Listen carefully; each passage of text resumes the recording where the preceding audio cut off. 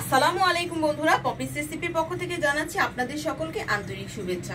আশা করছি আপনারা সকলে ভালো আছেন। আমিও আল্লাহর অশেষ রহমতে আমার পরিবারের সকলকে নিয়ে অনেক ভালো আছি, আলহামদুলিল্লাহ। বন্ধুরা, বরাবরের মতো আজকেও আরেকটা রেসিপি নিয়ে হাজির হয়ে গেলাম। হ্যাঁ বন্ধুরা, আজকে আমি মিষ্টি জাতীয় একটা রেসিপি আপনাদের সাথে শেয়ার করব। অনেক তো ভর্তা হয়ে গেল, মাংস হয়ে গেল, ঝাল হয়ে গেল, আজ মিষ্টি জাতীয় রেসিপি শেয়ার করব। আজকে আমি তৈরি করব বন্ধুরা গুড় দিয়ে জিলাপি। গুড়ের জিলাপিটা কিন্তু খেতে অসাধারণ স্বাদের হয় বন্ধুরা, অনেক টেস্টি হয়। এই জিলাপিটাই আজকে আপনাদের সাথে শেয়ার করব। দেখুন এখানে আমি কি কি উপকরণ নিয়ে নিয়েছি। প্রথমে আমি বন্ধুরা এখানে আমি গুড় নিয়ে নিয়েছি, এটা খেজুরের গুড়। আমি এখানে পরিমাণ মতো 1 কাপ গুড় হবে নিয়ে নিয়েছি। এটা আমি অল্প একটু পরিমাণ পানি দিয়ে দেবো বন্ধুরা, বেশি একটা পানি দেব না, অল্প একটু পানি দিয়ে বন্ধুরা একতারের একটা শিরা তৈরি করে নিব। শিরার ভিডিওটা আমি দেখাবো না বন্ধুরা, শিরাটা আমরা সবাই করতে পারি। আমি জাস্ট একতারের একটা শিরা তৈরি করে নিব। তাহলে আমি শিরাটা তৈরি করতে চলে যাচ্ছি। বন্ধুরা শিরাটা তো তৈরি হতে দিয়ে দিয়েছি, এখন আমরা জিলাপির যে ব্যাটারটা সেই ব্যাটারটা কিন্তু তৈরি করে নেব। দেখুন বন্ধুরা এখানে আমি একটা সার্ভিং ডিশ নিয়ে নিয়েছি, এতে আমি দিয়ে দেবো বন্ধুরা। এখানে আমি পরিমাণ মতো আটা নিয়ে নিয়েছি। আজকে কিন্তু আমি জিলাপিটা আটা দিয়ে তৈরি করব। সাথে আরও কিছু উপকরণ মিশাবো। এটা আমি দিয়ে দেবো বন্ধুরা 1/2 কাপ পরিমাণ বেসন। এতে আরও দিয়ে দেবো 1/2 কাপ পরিমাণ চাউলের গুঁড়া।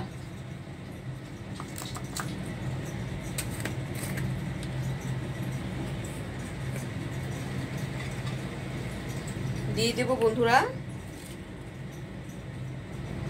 1/2 চায়ের চামচ বেকিং সোডা। বন্ধুরা এটা কিন্তু বেকিং পাউডার না, বেকিং সোডা। সোডার পরিমাণটা কিন্তু বুঝে শুনে দিতে হবে, যাতে কম বেশি না হয়। এখন শুকনো উপকরণগুলি আমি হাতের সাহায্যে একটু মিশিয়ে নেব।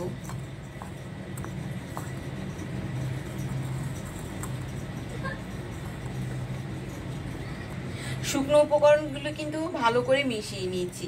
এখন এতে আমি আস্তে আস্তে করে পানি অ্যাড করে দেব বন্ধুরা, একবারে কিন্তু পানি দিতে যাবেন না, আস্তে আস্তে পানি দিবেন আর হাতের সাহায্যে মিশিয়ে নেবেন। আমি আপনাদেরকে দেখিয়ে দিচ্ছি কেমন একটা ডো তৈরি করতে হবে, বেশি পাতলাও না বেশি ঘনও না। বন্ধুরা কোনো ঝামেলা ছাড়াই কিন্তু আজকে আমি আপনাদেরকে জিলাপিটা তৈরি করে দেখাবো, খুব সহজভাবে, ঘরে থাকা উপকরণ দিয়ে আর ঘরে থাকা জিনিস দিয়ে। লাগবে না কোনো রকম ছাঁচ, কোনো রকম জিলাপি তৈরি করার মেশিন, কোনো কিছুই লাগবে না বন্ধুরা। খুব সহজভাবে কিন্তু আপনাদেরকে আমি দেখিয়ে দেব।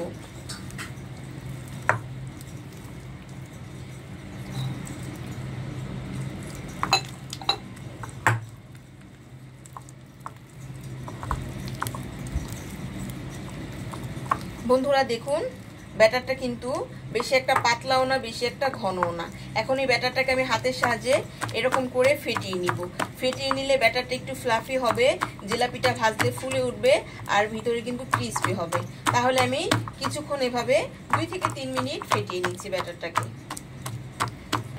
বন্ধুরা ব্যাটারটা কিন্তু আমি খুব ভালো করে মিশিয়ে নিয়েছি। এখন এতে আমি অল্প একটু লেবুর রস ব্যবহার করব বন্ধুরা, বেশি একটা লেবুর রস না, অল্প একটু। দেখবেন জিলাপিটা খাওয়ার সময় কিন্তু একটু টক টক ভাব লাগে, সেক্ষেত্রে তারা লেবু রস বা একটু টক দই ব্যবহার করে। আপনাদের আশেপাশে যদি লেবুটা না পাওয়া যায় তাহলে আপনারা একটু টক দই দিয়ে দিতে পারেন বা অল্প একটু ভিনেগারও দিয়ে দিতে পারেন। দেখুন ব্যাটারটা কিন্তু আমার কমপ্লিট হয়ে গেছে। এখন বন্ধুরা প্রশ্ন যে এই জিলাপিগুলি আমি কি দিয়ে বানাবো সেটাও আপনাদেরকে দেখিয়ে দিচ্ছি। বন্ধুরা এরকম প্লাস্টিকের বোতল আমাদের সবার ঘরেই কিন্তু আছে। দেখুন বোতলটা কিন্তু নরম। এরকম একটা প্লাস্টিকের বোতল নিয়ে নেবেন। নেওয়ার পরে বন্ধুরা দেখুন মুখটাকে ছিদ্র করে নেবেন। দেখুন গোল করে আমি একটু ছিদ্র করে নিয়েছি বন্ধুরা। এই বোতলটার ভিতরে আমি এখন ব্যাটারটাকে ঢুকিয়ে নেব।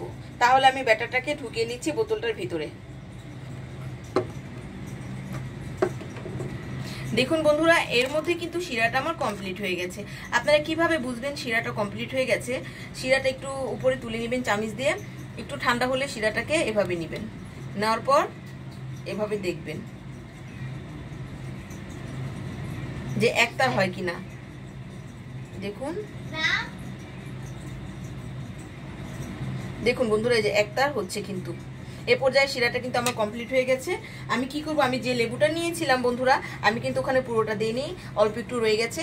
এখান থেকে আমি কিছুটা রস এতে দিয়ে দিব। তাহলে কি হবে, শিরাটা আমার জমে যাওয়ার সম্ভাবনা খুব কমে যাবে। তা না হলে অনেক সময় কি হয়, শিরাটা জমে যায়।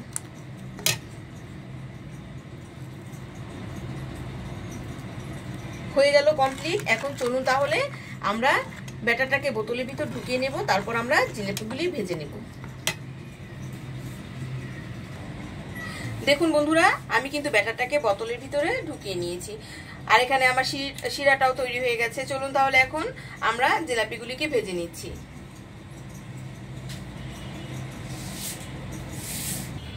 দেখুন বন্ধুরা, এখানে আমি একটা ননস্টিকের প্যানে তেল দিয়ে দিয়েছি, তেলের পরিমাণটা একটু বেশি দিয়েছি। এখন এতে আমি জিলাপিগুলিকে ভেজে নেব। তাহলে আমি জিলাপিগুলিকে ভেজে নিচ্ছি।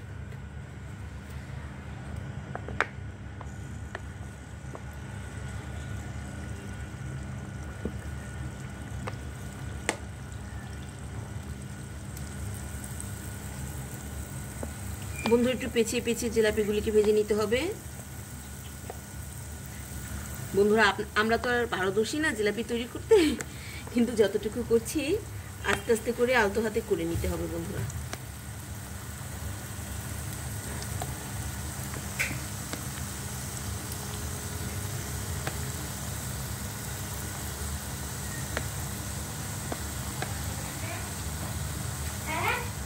দেখুন বন্ধুরা, জিলাপিগুলি কিন্তু তেলে দেওয়ার সাথে সাথেই উপরের দিকে উঠে আসছে।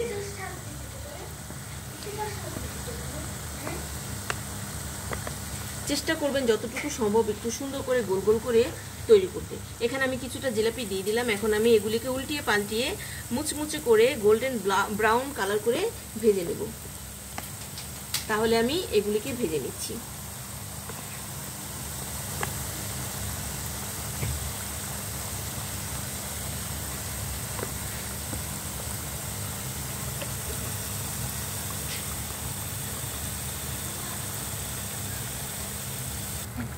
দেখুন বন্ধুরা, নিচের সাইডটা কিন্তু ভাজা হয়ে গেছে। এখন আমি জিলাপিগুলিকে উল্টিয়ে দিচ্ছি। উল্টিয়ে দিয়ে বন্ধুরা আমি গোল্ডেন ব্রাউন করে মচমচে করে জিলাপিগুলিকে ভেজে নেব। তাহলে আমি লালচে লালচে করে ভেজে নিচ্ছি। দেখুন বন্ধুরা, এই পর্যায়ে কিন্তু জিলাপিগুলি দেখতে কতটা লোভনীয় হয়েছে। আমি কিন্তু এতে কোনো রকমের কালার ব্যবহার করিনি। জিলাপিগুলি আমার ভাজা হয়ে গেছে। এই পর্যায়ে আমি জিলাপিগুলিকে তুলে নিব। বন্ধুরা, গরম গরম তুলেই জিলাপিটাকে শিরাতে দিয়ে দিতে হবে।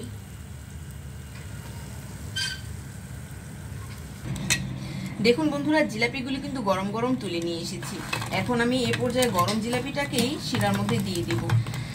জিলাপিটা কিন্তু ঠান্ডা করা যাবে না, তাহলে কিন্তু জিলাপির ভিতরে শিরা ঢুকবে না। দেখুন, ভালো করে আলতো হাতে একটু চুবিয়ে দিতে হবে শিরার ভিতরে। অল্প কিছুক্ষণ রেখে দেব, তারপর আমি জিলাপিগুলিকে শিরা থেকে তুলে নেব।